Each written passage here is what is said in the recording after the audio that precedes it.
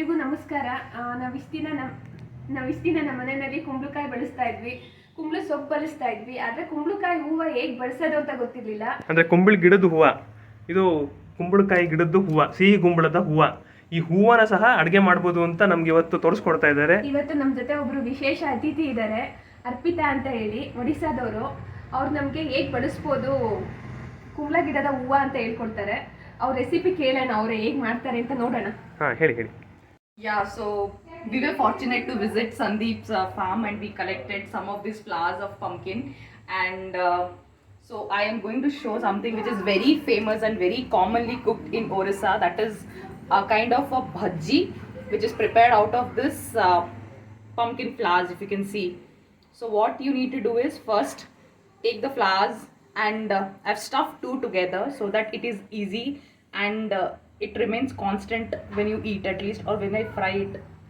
And this is a normal batter which is prepared out of besan, which we usually do for any kind of a bhaji. That is besan, then salt, then I've put normally this turmeric, then chili powder, then a little of this ajwain, so to get a good flavor. So now just going to nicely coat it and then going to do a shallow fry. If you want, you can do a deep fry, but for some health conscious guys who don't want a deep fry, you can go for a shallow fry. So that's how I'm just coating together. So this is how you can coat it. So I'll just coat all of them here, then together we can just put it in the pan. I will just explain in Kannada. ಏನು ಹೇಳ್ತಾ ಇದ್ದಾರೆ ಅವರು, ಅರ್ಪಿತಾ ಅವರು ಅಂತಂದರೆ, ಇದು ಕುಂಬಳಿ ಸೊಪ್ಪಿನ ಕುಂಬಳ ಗಿಡದ ಹೂವು. ಈ ಹೂವನ್ನ ಏನು ಮಾಡಿದ್ದಾರೆ ಅಂದರೆ ಚೆನ್ನಾಗಿ ತೊಳ್ಕೊಂಡು ಹಿಂದ್ಗಡೆ ಇರೋವಂಥ ಒಂದು ತೊಟ ಕಿತ್ತಿದ್ದಾರೆ.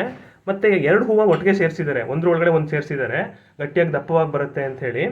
ಅದನ್ನು ಅವ್ರು ನಾರ್ಮಲ್ ನಮ್ಮ ಕಡಲೆ ಹಿಟ್ಟು, ಅದಕ್ಕೆ ಸ್ವಲ್ಪ ಉಪ್ಪು, ಅರಿಶಿಣದ ಪುಡಿ, ಖಾರದ ಪುಡಿ, ಸ್ವಲ್ಪ ಓಂಕಾಳು, ಜೀರಿಗೆ ಎಲ್ಲ ಹಾಕಿದ್ದಾರೆ. ಆ ಒಂದು ಹಿಟ್ಟನ್ನು ಕಲಿಸ್ಕೊಂಡು ಅದ್ರ ಜೊತೆಗೆ ಅದನ್ನ ಸ್ಟಫ್ ಮಾಡಿ ನಾರ್ಮಲ್ ಬಜ್ಜಿ ಬೋಂಡ ಯಾವ ಥರ ಮಾಡ್ತಾರೆ ಆ ರೀತಿ ಅದನ್ನು ಮಾಡ್ತಾ ಇದ್ದಾರೆ. ಈಗ ಅವರು ದೊಡ್ಡ ಅಂದರೆ ಎಣ್ಣೆನಲ್ಲಿ ಕರಿತಾ ಇಲ್ಲ, ಜಸ್ಟ್ ಒಂದು ಫ್ರೈ ಮಾಡ್ತಾ ಇದ್ದಾರೆ, ತೋರಿಸ್ತಾರೆ ಯಾವ ಥರ ಮಾಡಬೇಕು ಅಂತ. ನಾರ್ಮಲ್ ನಮ್ಮ dosa ಹೆಂಚಲ್ಲಿ. So yeah, we have put already the pan, little oil, and we have put it for heat. So I'm just going to put it. Yeah.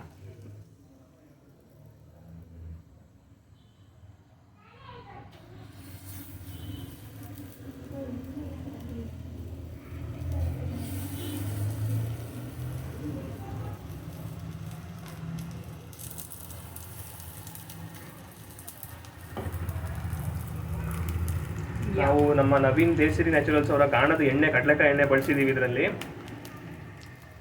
ಈಗ ಹಂಚಿನ ಮೇಲೆ, ದೋಸೆ ಒಯ್ಯೋ ಹಂಚಿನಲ್ಲಿ ಅದನ್ನು ಫ್ರೈ ಮಾಡ್ತಾ ಇರೋವಂಥದ್ದು, ಬಿಸಿ ಆಗ್ತಾ ಇದೆ ಚೆನ್ನಾಗಿ. ಕಾದಿರೋ ಹೆಂಚಿಗೆ ಇವರು ಬಜ್ಜಿ ಹೇಗೆ ಹಾಕ್ತೀವೋ ಆ ರೀತಿ ಹಾಕಿದ್ದಾರೆ. Okay, tell me what is the health benefits, you know something about more about this. ಕುಂಬಳ ಸೊಪ್ಪಿನಲ್ಲಿ ಹೆಂಗೆ ಪೋಷಕಾಂಶಗಳು ಹೆಂಗಿರುತ್ತೆ, ಅದೇ ರೀತಿ ಹೂನಲ್ಲೂ ಕೂಡ ಸಾಕಷ್ಟು ಪೋಷಕಾಂಶಗಳಿರ್ತವೆ.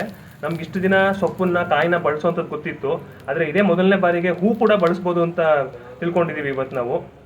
ಜಸ್ಟ್ ಕಡಲೆ ಇಟ್ಕೊಂಡಿರೋವಂಥದ್ದು, ಇದನ್ನು ಹಾಕಿರೋವಂಥದ್ದು. ಯಾವಾಗ ಬೇಕೋ ಅವಾಗ ಮಾಡ್ಕೊಬೋದು, ಇನ್ಸ್ಟೆಂಟಾಗಿ, ಫಾಸ್ಟಾಗಿ ಇದನ್ನು ಮಾಡ್ಬೋದು. ಈಗ ಸ್ವಲ್ಪ ಬೆಂದ ನಂತರ ಅದನ್ನು ಉಲ್ಟಾ ರಿವರ್ಸ್ ಮಾಡ್ಕೊತಾ ಇದ್ದೀವಿ, ಎಲ್ಲನೂ ತಿರುಗಿಸಾಕ್ತಾ ಇದ್ದೀವಿ.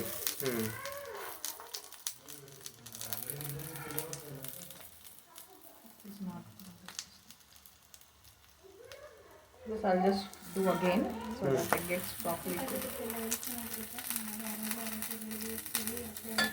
ಈ ರೀತಿ ಚೆನ್ನಾಗಿ ಕೆಂಪಗೆ ಹುರ್ಕೊಂಡ ನಂತರ ಇದನ್ನ ತೆಗೆಯುವಂಥದ್ದು. ತಿನ್ನಕ್ಕೆ ರೆಡಿಯಾಗಿದೆ, ರುಚಿಯಾಗಿ ಇವಾಗ ನಮಗೆ ಸಿದ್ಧವಾಗಿದೆ. ತಗೊಳ್ಳಿ ಪ್ಲೇಟ್ ತಗೊಳ್ಳಿ.